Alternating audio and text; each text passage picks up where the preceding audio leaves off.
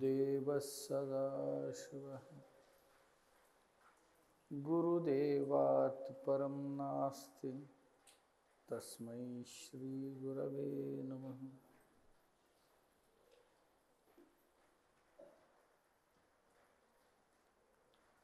काडसिद्धेश्वरांच्या ज्या अभंग आहेत किंवा वचन आहेत त्यांचे आपण सकाळी चिंतन करत होतो। 6 स्तर सांगितलेले लक्षात आहे? भक्त, महेश, प्राणलिंगी, प्रसाद, संत, ऐक्य। एक एक टप्प्याने वर जायचं असतं। भक्तीमध्ये भगवंतावरील निर्मळ प्रेम ओतप्रोत भरलेलं असतं।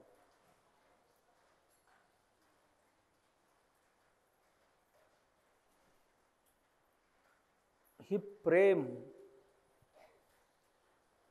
जर मजबूत झालं, घनीभूत झालं तरच श्रद्धा आणि विश्वास उत्पन्न होतात। जर हे प्रेम डोलायमान झालं, कधी देवावर आणि कधी संसारावर,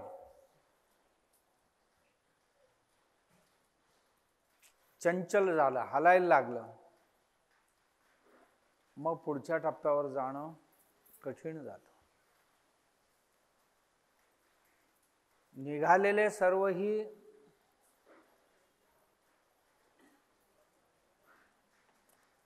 आत्मसाक्षात्कारासाठी किंवा भगवंताच्या दर्शनासाठी। मनुष्याणाम सहस्रेषु कश्चिद् यतति सिद्धये यततामपि सिद्धानां कश्चिन् मां वेत्ति तत्वतः। हजारो लोक निघाले, सहस्रेषु कश्चिद्,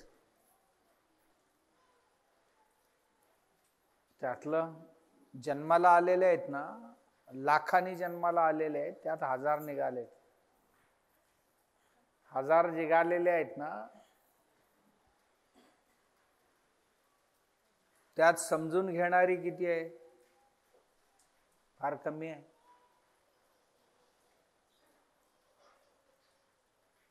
सिद्धी प्राप्त केलेले किती आहेत? कश्चिन् मां वेत्ति तत्वतः। मला पूर्णतया जाणणारी, कृष्ण परमात्माच म्हणतात, मला पूर्णतया जाणणारी क्वचितच आहे। जसं की गावातनं सोडले, गावाच्या पलीकडे एक मंदिर आहे, त्या मंदिरात तुम्हाला हवं ते ठेवलेले आणि जाऊन ते घेतला तर तुम्हाला मुक्ती प्राप्त होईल। किती लोक गेले? फार कमी। का? गावात वाटेत असं पावलोपावली अनेक प्रलोभने पडलेले आहेत। आमच्या दैनंदिन जीवनात आम्ही घरातनं असं बाहेर पडतो तर इतकी प्रलोभने पडलेले आहेत, त्या प्रलोभनांच्या मागे आमची इंद्रिय धावून जातात, आमची पाऊल पुढे पडतच नाही। रस्त्यावर पडलेले वस्तू गोळा करायला लागतो, ज्या वस्तूंची आम्हाला आत्यंतिक गरज नाहीये। तुटपुंजी मदत त्यांचा होत असते,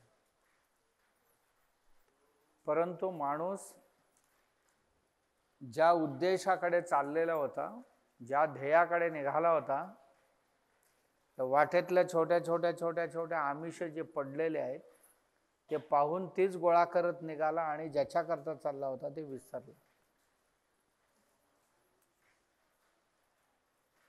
अशा लोकांकरता काडसिद्धेश्वरांचा एक माया विडंबनाचा एक अभंग आहे। खूप छानपैकी असं शाल जोडीतनं वगैरे मारत नाहीत. काळसिद्धेश्वरांचा स्वभाव आहे हातात धरूनच ठोकायचं. ती वाक्य ऐकल्यानंतर तुमच्या लक्षात येईल,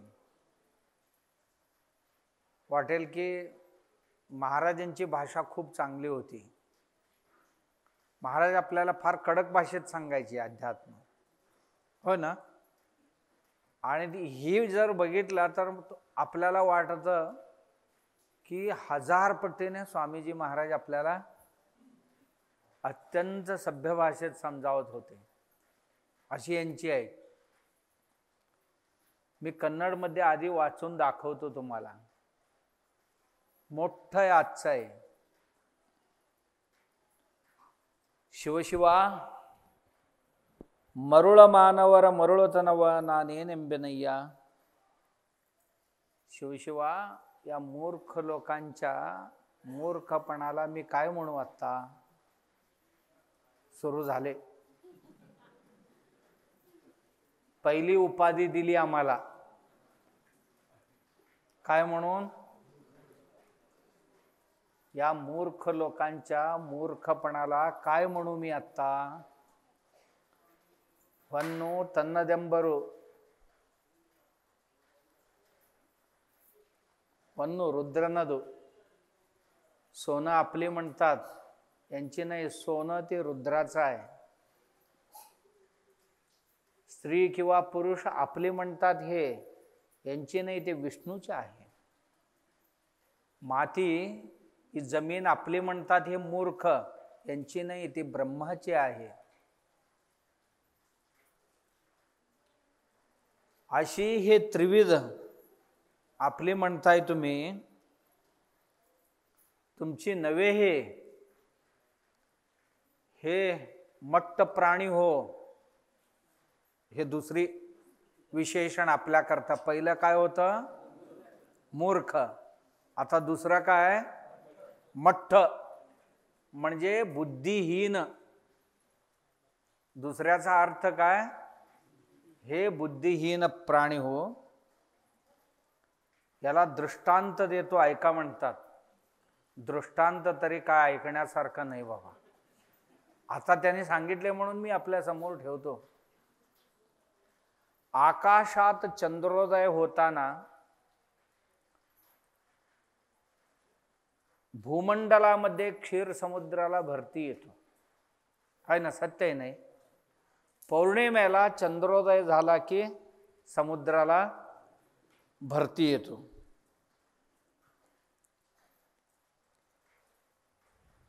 त्या चंद्राला राहू गिळायला आला तर समुद्र काय अडवायला गेलाय. समुद्राला एक ऋषी सगळी गाटगाट गाटगाट पिऊन वाळवून टाकला, तेव्हा काय चंद्र आडवा आला. आणि ह्या दोघांची नातं आहे असं मूर्ख लोक म्हणतात. चंद्रामुळे समुद्राला भरती येते म्हणतात, समुद्रामुळे चंद्राला शोभा आलेले म्हणतात. हे मूर्ख लोक नाही. काही काय दोघांचं काय नातं आहे नाही, पक्का नाही. मग तसं या संपत्तीचा आणि ह्या मूर्ख लोकांचा काय संबंध आहे ते म्हणतात. मी नाही म्हणत बाबा, अजिबात मी म्हणणार नाही.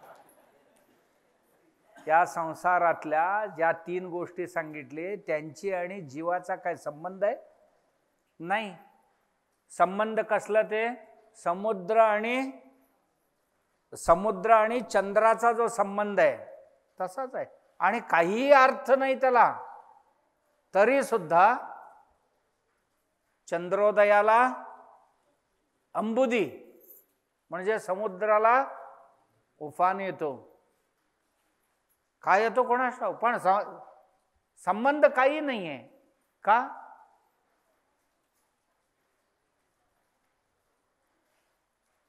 चंद्राला बाधा आले तर समुद्र आडवा जात नाही, समुद्राला कोण आठवायला आले तर चंद्र आडवा येत नाही.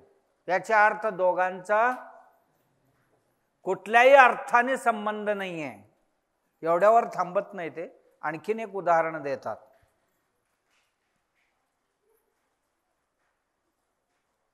आकाशात ढग येऊन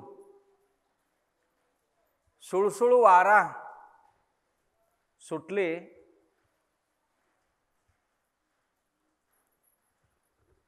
डोंगरावरची मोर नाचायला लागते. कधी नाचते मोर? ढग दाटून यायला पाहिजे आणि मंद वारा सुटायला पाहिजे. त्याला इतका आनंद होते आणि डोंगरावरची मोर नाचायला लागते. आणि एखादा मोठा चक्री वादळ आला, सगळ्या ढग गोळा करून नेला, काय मोर आडवा गेलाय? तर त्या ढगामुळे तर नाचत होता ना. मग ढग जाताना काय मोर आडवा गेला? एखाद्या व्याध शिकारी येऊन मोराचा शिकार करत असताना काय ढग आडवे आले? तसं तुमचं आहे, हे विसरून चालणार नाही. या संसाराचा आणि जीवाचा संबंध असाच आहे. जीवाला काय बेतलं तर संसार आडवा येत नाही. संसार सगळे आग लागले तर काय जीव काय त्याच्याजवळ जात नाही, आत्मा काय त्याच्याजवळ जात नाही. कशासाठी मूर्ख माझा माझा म्हणतोय? होय ना? दिलेली सगळी उपाधी विशेषण योग्य आहेत की नाही? पहिलं मूर्ख आणि दुसरं मट्ट. मट्ट म्हणजे मंदबुद्धीचा. ह्या दोन्ही विशेषणे इतकी सुंदर आहेत, एवढ्यावर सोडले म्हणता बाबा पुढचं तरी ऐकवतच नाही.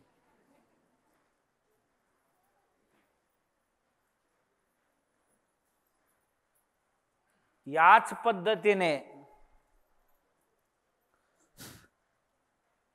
तुमच्या बालपणी माता पित्यांचा मोह, तुमच्या तारुण्यात यौवनावस्थेत स्त्री पुरुष पती पत्नी पुत्रादींचा मोह तुम्हाला, आणि मध्यप्रायामध्ये म्हणजे मध्यम वयामध्ये धनधान्याचा मोह. अशा परीने तुम्ही सर्व लोक राहत असताना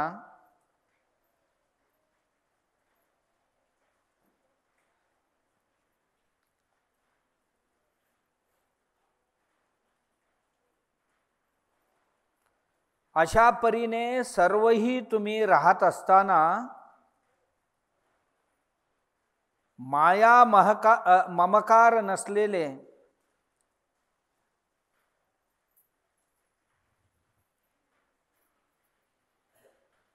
काळ जे आहे, काळाला माया नाही, काळाला ममत्व नाही. आपलं हे ते दुसऱ्यांची ही ममत्व नाही.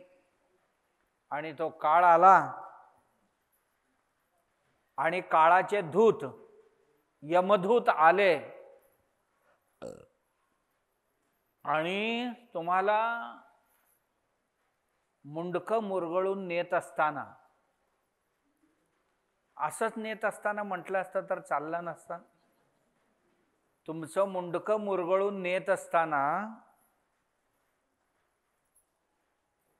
त्या 3 पैकी एक तरी आले? यायला पाहिजे होते ना. जर आपलीच असते तर कोण कोण 3? वर सांगितले ना ते. माता पिता म्हणा, संपत्ती म्हणा, किंवा नातेवाईक म्हणा, कोणी म्हणा, हे कोण आले? जर आपली असती आणि यमदूत येऊन अशा पद्धतीने मुंडकं मुरगळून नेत असताना एक तरी आडवं यायला पाहिजे होतं. आजपर्यंत कोणाला कोण अडवले यमदूत आलेले असताना? नेतून येऊ दे बाबा, अडवायला गेलं तर आपल्यालाही नेला तर काय करायचं? अशीच म्हणतात ह्या जगातली लोक, असं काळसिद्धेश्वरांचं म्हणणं आहे. त्याच्या संकटाला हे नाही आणि ह्यांच्या संकटाला ते नाही. म्हणजे ज्यांना ज्यांना आपली म्हटलं ना त्यांच्यासाठी हे नाही आणि ह्यांच्यासाठी ते नाही. तुझ्या पुण्य पापाला ते नाही आणि त्यांच्या पुण्य पापाला तू नाही. तुझ्या सुखदुःखाला ते नाही आणि त्यांच्या सुखदुःखाला तू नाही. आम्ही जातो नेहमी त्यांच्या सुखदुःखाला. कोणी जात नाही. जात असेल तर आपल्याला बरं वाटावं म्हणून जातो, त्यांना बरं वाटावं म्हणून कोणी जात नाही. आत्मनस्तु कामाय सर्वं प्रियं भवती. माणसं नाही गेलो तर बरं वाटत नाही मनाला म्हणून जातात, पण त्यांना बरं वाटावं म्हणून नव्हे. त्यांना काहीही वाटू द्या पण आपला ड्युटी आपण करायचं असं म्हणतात की नाही बघा लोकांनी. लोक काय म्हणतील नाही गेलो तर, ह्यासाठीच चाललेत. आम्ही नाही गेलो तर लोक आपल्याला काय म्हणतील. कोणासाठी? कोणी नाही या जगात, सर्वही आपापल्या मार्गावर. हे सर्वही पाहून ऐकून आणि पुन्हा हा जीव संसाराकडेच ओढतोय. म्हणजे इतकं ऐकतो, इतकं पाहतो, सगळी याला दिवसाच माहिती आहे आणि दिवसा पाहिलेले विहिरीत रात्री जाऊन पडतोय किंवा रात्री पाहिलेले विहिरीत दिवसा जाऊन पडतोय. काय म्हणावं याला? त्याला एक उदाहरण देतात, सुंदर उदाहरण आहे.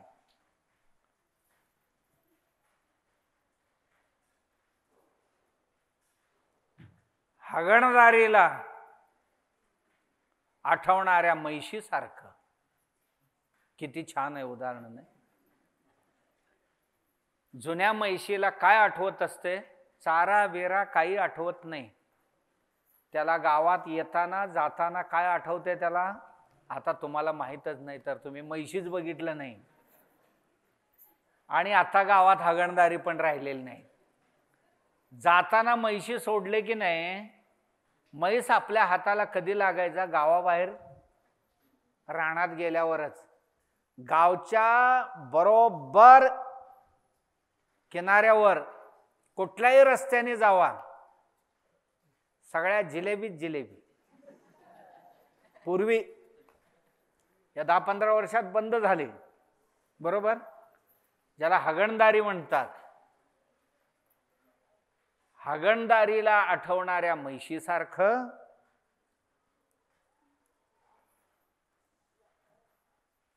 आणि याच हागणदारीला आठवणाऱ्या डुकरासारखं काय संसार आठवते हो हे जीव? कोणाला सांगितलं हे? आम्हालाच. त्या म्हैशीची डुकराची उदाहरण कोणासाठी? आपल्यासाठीच.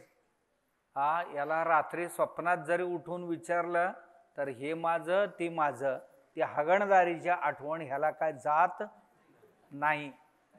संसार खरं समजलं तर हे हागणदारी आहे आणि त्याचा आठवण ह्या जीवाला कधी विस्मृत होतच नाही. आणि सांगतात ते जीव बुद्धी असणाऱ्याला डुकर म्हणतात, कर्ण बुद्धी म्हणजे इंद्रिय बुद्धी असणाऱ्याला कुत्र म्हणतात. आणखीन एक आहे कुत्र, हाडाला वेडा झालेल्या कुत्र्यासारखं. 3 उदाहरणं दिली. एक परसाकडच्या आठवणाऱ्या डुकरासारखं, हागणदारीला आठवणाऱ्या म्हैशीसारखं आणि हाडाला वेडा झालेल्या कुत्र्यासारखं या जीवाची अवस्था झालेली आहे. हे कुत्र डुक्कर म्हैशी म्हणजे दुसरं काही नाहीये. कोण आहे? जीव बुद्धीने वागणारा हा डुक्कर आहे. आणि कर्ण बुद्धीने म्हणजे इंद्रियांबरोबरच इंद्रियांना सर्वस्व मानून व्यवहार करणारा जो आहे ते जुना म्हैशीसारखा आहे. आणि माया प्रकृतीचा स्वभाव असणारा, चंचल स्वभाव असणारा जो आहे याला श्वानबुद्धीचा असं म्हटले गेलेले आहे. या तिन्ही ना तीन प्रकारची मैला जसं पुढे जाऊ देत नाही, त्याच पद्धतीने या जीवाला मलविक्षेप आणि आवरण नावाचे तीन दोष आहेत, त्या जीवाला पुढे जाऊ देत नाही. मलनाम पाप का है, विक्षेप म्हणजे चंचलता आणि आवरण दोष म्हणजे अज्ञान दोष. आवरण म्हणजे सर्व आहे दिसू देत नाही, त्याला आवरण म्हणतात. मलविक्षेप आवरण दोष असणारा, दोषाने युक्त असणारा हा जीव, याला काय कळतच नाही पुढे काय आहे, काय करावं काय नाही करावं हे सुचतच नाही. आणि अशा ह्या मलत्रयाला भुललेला जो जीव आहे, जगाचा सर्व ऐकून स्वतःचा सर्व अनुभवून सुद्धा शाणा होत नाही. आणि हे सर्वही सोडून आत्मचिंतन करावं असं वैराग्य ह्याच्या मनात उत्पन्न होत नाही. परमार्थ आणि प्रपंचाचा ताळमेळ घालतो म्हणून एक युक्ती शोधून काढलाय हा मूर्ख. कधी असं दोन्ही एकत्र चाललेले आहेत का? यांच्या आज्जांनी कधी चालवले होते का, असं त्यांचं म्हणणं आहे. आणि लोकांना भुलवण्यासाठी थापा मारतोय हा जीव. काय म्हणून? प्रपंच आणि परमार्थ हे दोन्ही एकत्र चालवणाऱ्याला हुशार म्हणतात म्हणून सांगतो. पण चालवतो कुठे? परमार्थाचा नाव सांगतो आणि प्रपंचामध्येच कायम गुंतून असतो. प्रपंच आणि परमार्थ दोन्ही एकत्र चालवणारा माणूस बुद्धिमान म्हणतो आणि परमार्थाचा कधी आठवण सुद्धा करत नाही. कधी कधी थोडं थोडं कधीतरी आठवलं तर परमार्थाला आठवतं, कधीतरी एखाद्या मिनिट. प्रपंच आणि परमार्थ 50-50% जरी केला असता तरी प्रपंचाचा मोह आपोआपच ह्याचा टळला असता आणि प्रपंचाला साधन बनवून परमार्थ साध्य केला असता. हा जीव केवळ बोलण्यापुरतं प्रपंच आणि परमार्थाचा सांगड घालतो आणि करायचं ते पक्का प्रपंच करतो. पक्का विषय व्यामोहातनं बाहेर येत नाही. म्हणतो म्हणताना आम्ही प्रपंच परमार्थ एकत्र चालवतो असं म्हणतो, नाही हा फसवतोय जगाला. असं म्हणतोय ना, हा जगाला फसवतोय. आणि हा खरोखरच फक्त परमार्थाचा नाव घेतो आणि प्रपंच करतो आणि परमार्थिकांना फसवतोय. पण एक लक्षात ठेवा म्हणतात, अशा पद्धतीने वागणाऱ्यांची बुद्धी कशी आहे सांगू का तुम्हाला? असं म्हणून सांगतात, गिळी ओद बल्लदू बल्लरेनु तन्न मलवता तिंद हागे. पोपट मस्तपैकी गाणं गाऊ शकतं, पण कृती काय करतं? आपली मैला आपणच खातं.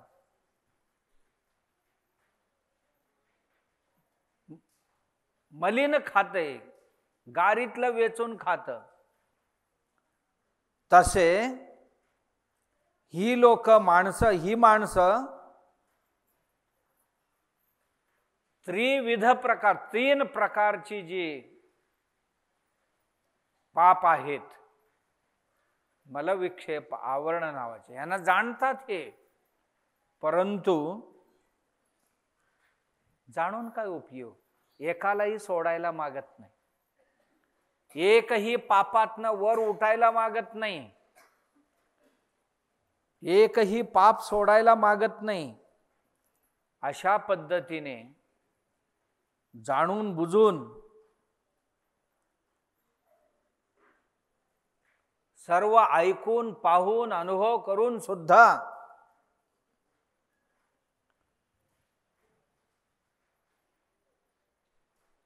या विषय झंझाळीतनं बाहेर पडत नाही, तर ह्याच्याकरता पुढे एक छानपैकी शिवी दिलेली आहे. बाबा मी उच्चार करू नये ते, त्यांनी लिहिलेले आहे, पण मी काय बोलणार नाही ते. असलं आहे ते शिव. असं काय म्हणतो ना आपण, हा इरसाल इरसाल शिवी आहे. यांना काय म्हणावं ते शिवी दिलेले आहे देऊन. ह्यांना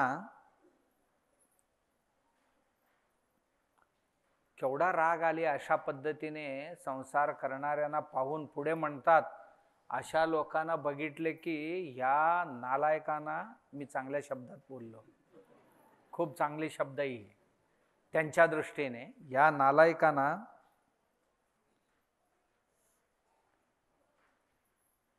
खड्गाने तोडून, यांच्या बघून त्यांना राग किती आलाय. यांना खड्गाने म्हणजे तलवारीने तोडून, करवतीने कापून. नुसतं तलवारीने तोडून समाधान होऊ नये, नाही, करवतीने कापलं पाहिजे म्हणतात. कापून आणि तुकडे तुकडे करून कावळ्या आणि गिधडांना घातलं तरी माझा राग काय शांत होणार नाही ह्यांच्यावरचे म्हणतात. हे कोणाचं म्हणणं आहे? काळसिद्धेश्वरांचं. म्हणजे वचन कसे आहेत, एक एक अभंग लक्षात आलं तुम्हाला. म्हणजे महाराज आपल्याला बोलत होते त्यातलं एक तरी शब्द इथे आहे एवढं जवळपास तरी फिरकते नाही. एकूण काळसिद्धेश्वरांचं म्हणणं असं आहे, या प्रपंचात अनेक प्रकारचे अनेक स्वभावाची लोक आहेत. जी लोक उत्तम साधक म्हणतो, उत्तम साधक अत्यंत सूक्ष्म भाषा समजतो. मध्यम साधक असतो तो मध्यम भाषा समजतो. जो साधक अधम आहे त्याला अत्यंत कठोर भाषेत समजावं लागतं. असा म्हणण्यापेक्षाही लोकांना गोड बोलून सांगितलेले काहीही लक्षात राहत नाही. कुरवळून सांगितलं तर काहीही लक्षात राहत नाही. आणि त्यालाच चार शिव्या हसडलं, एक शब्द विसरत नाही त्यातला. घरी जाऊन रडत रडतच सगळ्यांना सांगतो आज काय झालं प्रवचन.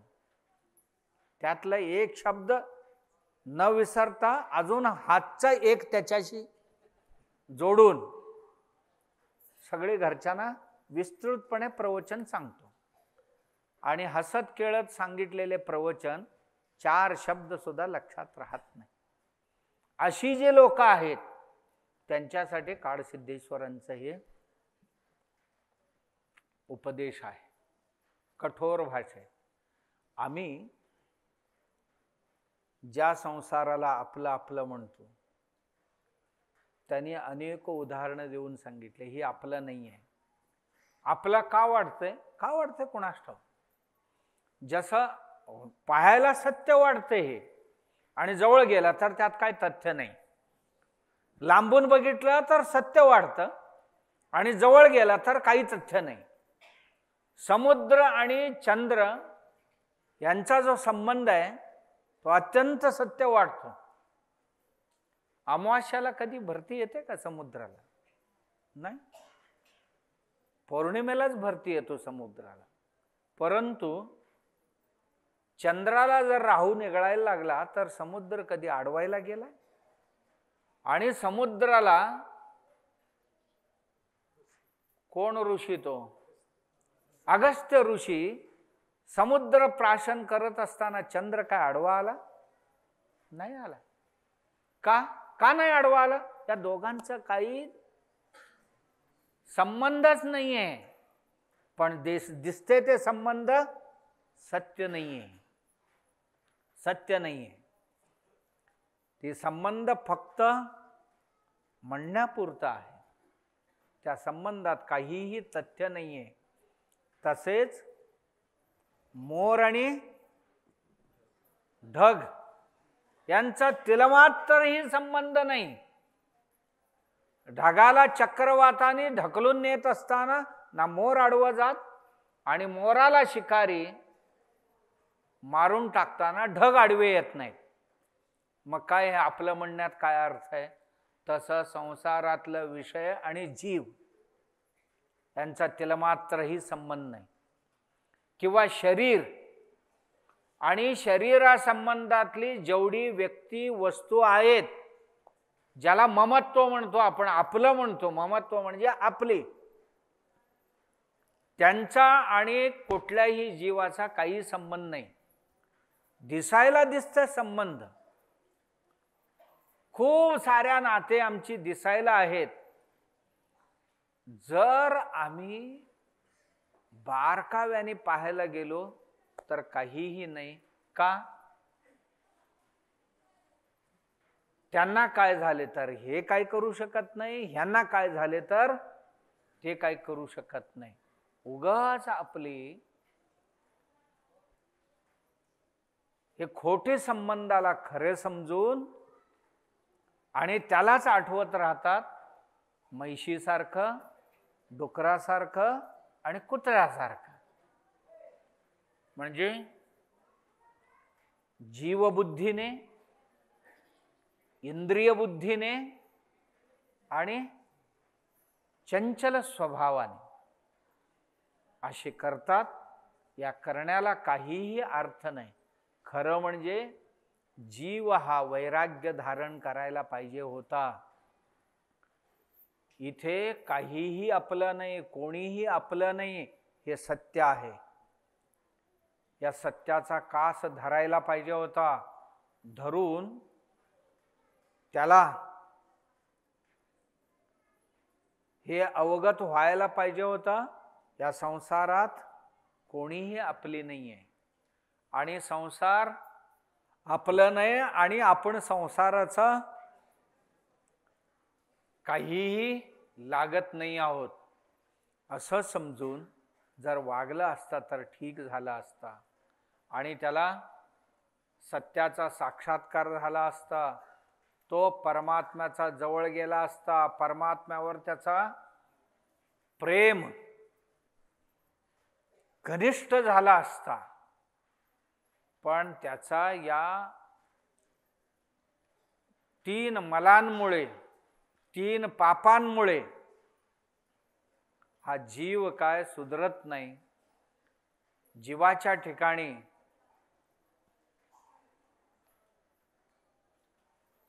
जे गुणात्मक बदल दिसायला पाहिजे होता, अध्यात्म रंगात वावरतो, परंतु गुणात्मक बदल त्या जीवाच्या ठिकाणी काहीही दिसत नाही. असं ही ढोंगी व्यवहार करणारी आहेत ना, यांना बघून मला असं वाटते की तलवारीने तोडलं पाहिजे, करवतीने कापलं पाहिजे. नुसतं कापून सोडायचं नाही, यांना कोणाला घालायचं आहे?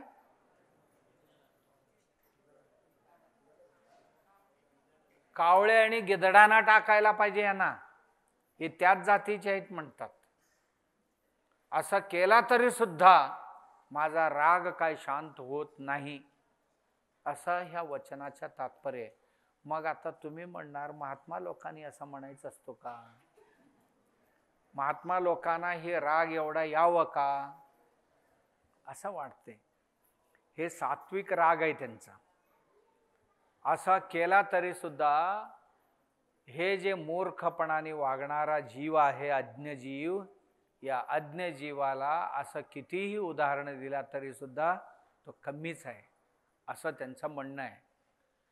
म्हणजे आपण त्यात बसतो की नाही माहीत नाही, किंवा त्याच्याही खाली दुसरं काहीतरी एखादा क्लास असेल तर.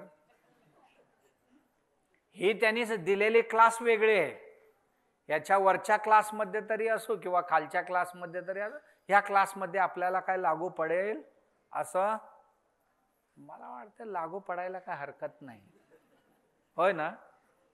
आणि तंतोतंत लागू होते आमची ऍक्टिंग बघितलं तर, आहे की नाही? आम्ही पण पारमार्थिक आहोत असं दाखवायचा प्रयत्न करतो, पण 100% म्हैस जसा रात्रंदिवस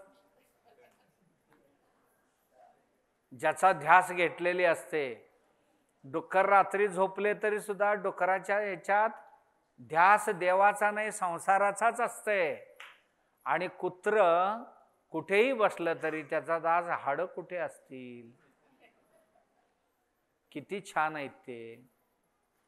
चावून काय आजपर्यंत कुठल्याही कुत्र्याचा पोट भरलेला, पण हाडा एवढा प्रेमळ कुत्र्याला दुसरा काही आजपर्यंत सापडलेला नाही. केवढी छान छान उदाहरण आमच्या करता. जर एखादा माणूस समोर उभा राहून बोलला असता असं, त्याची चमडी सोलली असते बाबा सगळ्यांनी मिळून, होय ना? पण काडसिद्धेश्वर जे होऊन गेले त्यांची वचन सगळे अशीच आहेत. हे अजून साधा आहे, साधा ह्याच्यापेक्षा भारी आहेत अजून. मलाच भीती वाटते ते बोलायला, बाबा एवढी कठोर हे लोकांना कसं ऐकवावं. पण कधी कधी मला वाटते की ह्याची गरज पण आहे आमच्यासारख्यांना, होय ना? आम्ही ऍक्टिंग करणारे ऍक्टर्स आहोत की नाही? सगळे ऍक्टर लोकांना एवढा झोडून सुद्धा हे कमीच आहे काय की असं वाटते.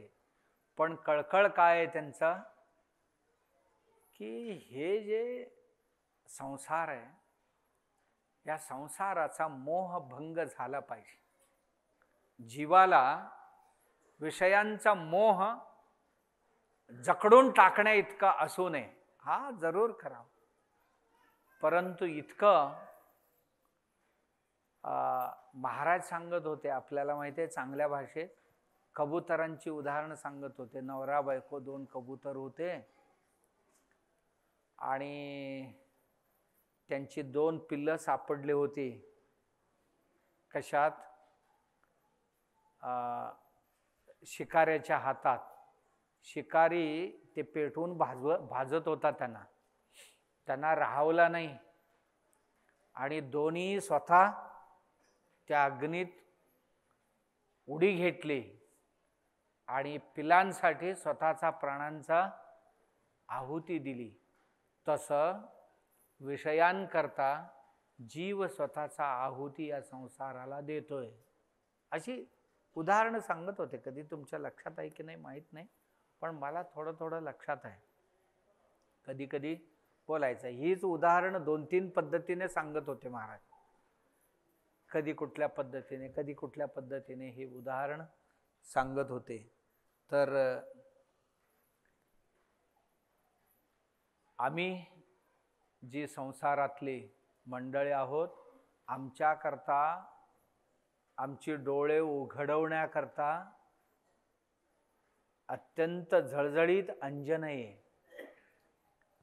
आमच्या डोळे उघडवण्याकरता झळझळीत अंजन आहे, आणि या अंजनाने आम्ही संसारात त्याची तथ्य किती आहे, सत्य किती आहे जाणून कोणत्या गोष्टीला किती महत्त्व द्यावं जीवनात, म्हणजे आपली आध्यात्मिक साधना जी आहे, ज्याला आपण गौण समजून चाललेले आहोत, अत्यंत नगण्य आहे ते. आध्यात्मिक साधना म्हणजे आमची ध्यान, आमची पूजन भजन, हे सर्वही, किंवा आमची स्वाध्याय, काही ग्रंथ वाचन, हे अत्यंत नगण्य आहे. आम्हाला अनिवार्य वाटत नाही ते. जाता जाता जमलं तर करू असं वाटते, अनिवार्य वाटत नाही. का? त्यांच्यावर एवढा मोह कुठे आहे आम्हाला, एवढा प्रेम कुठे आहे त्याच्यावर. विधी म्हणून आम्ही पार पाडायचा प्रयत्न करतो, विधी म्हणून. प्रेमापायी करणं फार कमी. महाराजांनी सांगितले एक आरती करून टाकूया, होय ना? करून घ्यायची गोष्टच नाही, करून टाकायची गोष्ट करतो आपण. असं न करता जेवढी प्रेम संसारावर आहे, किंबहुना त्यापेक्षाही कितीतरी पटीने अधिक आपली ओढ परमार्थाकडे असायला पाहिजे, असं सांगणंच काळसिद्धेश्वरांचा या वचनाचा तात्पर्य आहे. आमची भक्ती दृढ कधी होणार, आमची भक्ती अचल कधी होणार? अचल म्हणजे न ढगमगणं, अथर्व.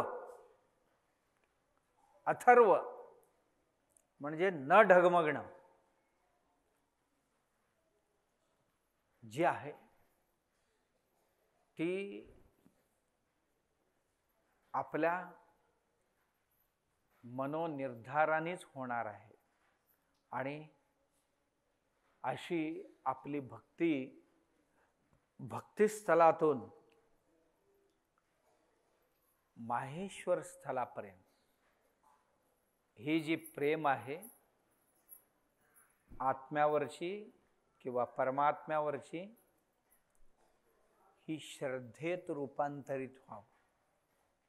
प्रेम प्रेमातच राहिला तर आध्यात्मिक साधना पुढे सरकत नाही. प्रेम ही श्रद्धेत, विश्वासात रूपांतरित व्हायला पाहिजे. प्रेम केवळच प्रेम राहिला हे तरंगत राहील, याला ठाव ठिकाण सापडणार नाही. याकरता हे प्रेम घनीभूत व्हायला पाहिजे आणि ते श्रद्धेत रूपांतरित व्हायला पाहिजे. त्याला आपण दुसरी स्थल जे आहे माहेश्वर स्थल म्हणतात, तिथे जाईल. अशा पद्धतीने साधना करण्याची, साधनेवर प्रेम